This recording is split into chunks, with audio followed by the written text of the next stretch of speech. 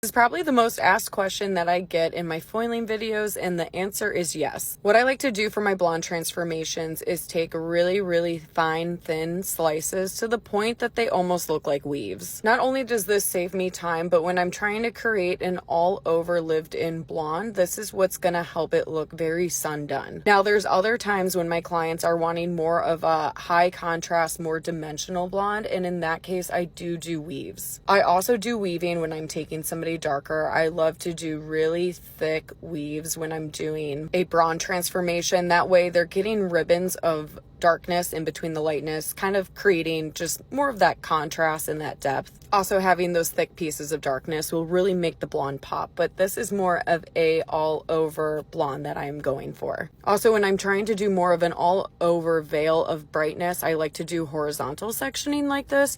But if somebody is going for more of a contrast dimensional look, I do like to do more of a mohawk section.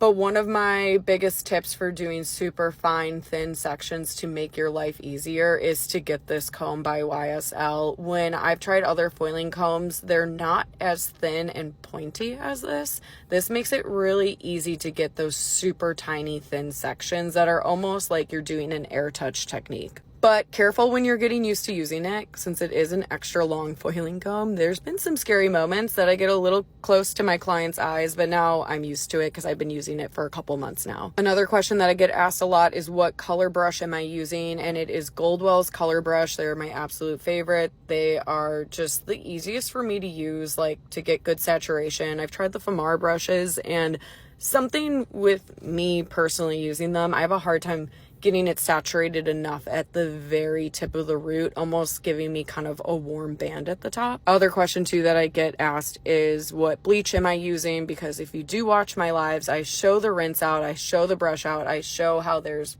pretty much zero shedding. It's crazy, but I am using Oligo's Cool Tone bleach. That's my usual go-to.